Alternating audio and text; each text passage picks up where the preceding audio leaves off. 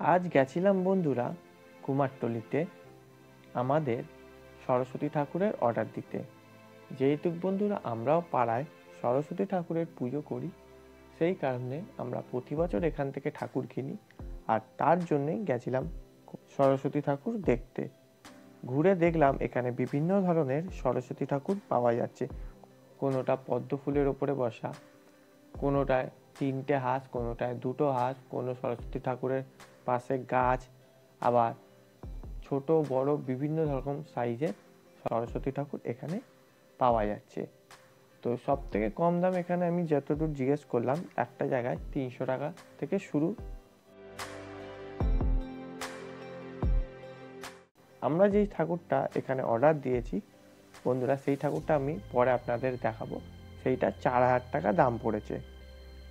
আর এরপর আস্তে আস্তে আমরা কুমোরটুলির ভেতরে ঢুকে ঠাকুর দেখা শুরু করলাম। 3 থেকে 3.5 ঘন্টা ঠাকুর দেখার পর আমাদের একটা ঠাকুর পছন্দ হলো। তো সেই ঠাকুরটা আমি আপনাদের পরে দেখাচ্ছি, বা সেই ঠাকুরটাই আমরা সিলেক্ট করেছি আমাদের সরস্বতী পুজোর জন্য। আর বাকি যে সরস্বতী ঠাকুর আছে সেইগুলি আজকের ভিডিওতে আপনাদের দেখাবো। তো বন্ধুরা, আমার যদি এই চ্যানেলটিতে আপনারা নতুন হয়ে থাকেন তো চ্যানেলটি প্লিজ সাবস্ক্রাইব করে দেবেন।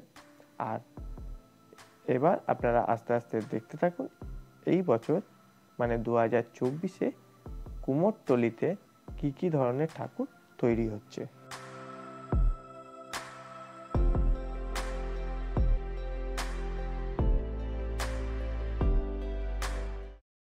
সরস্বতী পুজো বাকি আর মাত্র কয়েকদিন।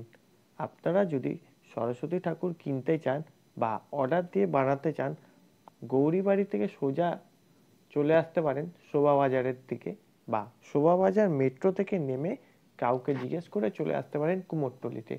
এখানে ঠাকুরের মুখমণ্ডল থেকে শুরু করে যে গঠন হয় খুবই সুন্দর করে এখানকার ঠাকুর। কুমারটুলি ঢোকার আগে যেই রাস্তাটি পড়বে সেই রাস্তাটি হচ্ছে রবীন্দ্র সরণি, আর এই হচ্ছে কুমারটুলির গেট।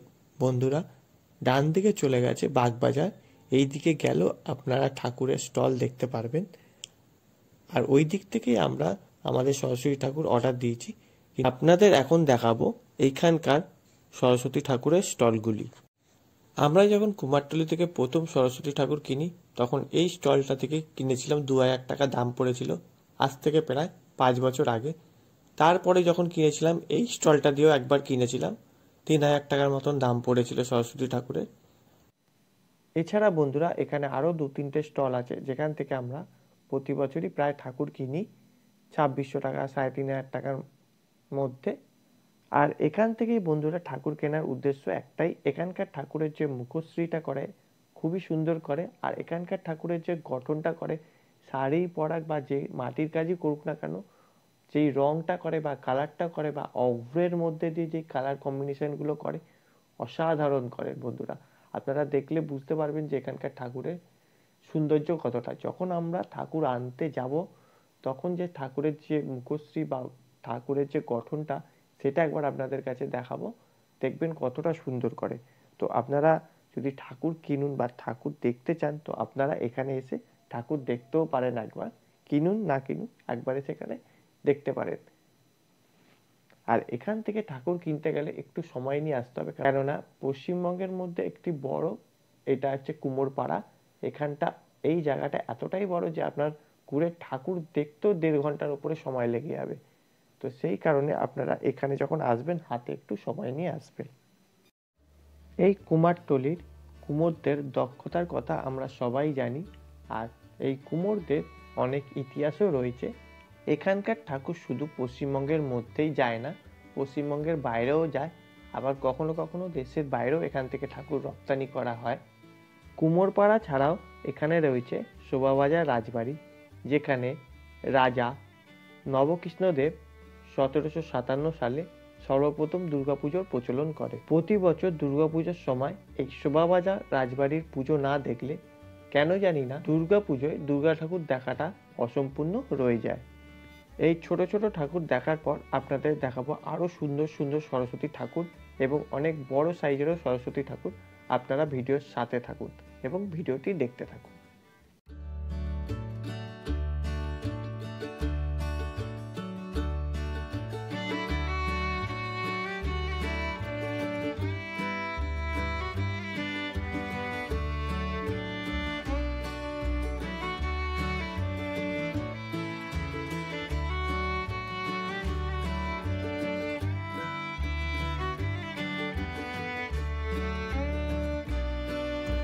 এতক্ষণ বন্ধুরা কুমারটুলির যে জায়গাটির ঠাকুরগুলি দেখাচ্ছিলাম সেটি হচ্ছে কুমারটুলি থেকে ঢুকে ডান দিকে যে রাস্তাটি পড়ছে সেখানকার ঠাকুর।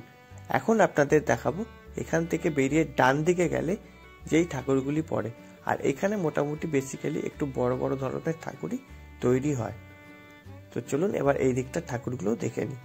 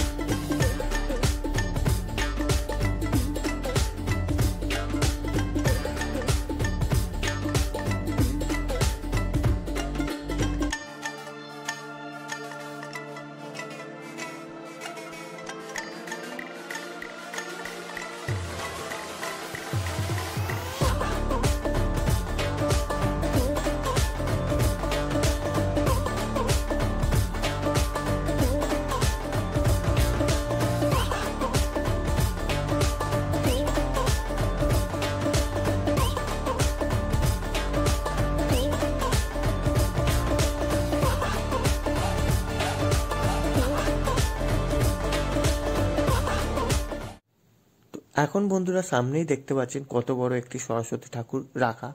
সরস্বতী ঠাকুরটার পাগুলো দেখলে আপনি বুঝতে পারবেন, আর বিনা আর হাঁসটি দেখলে বুঝতে পারবেন কতটা বড়। প্রায় হাঁসটা আমার মাথার সাইজে হয়ে গেছিল।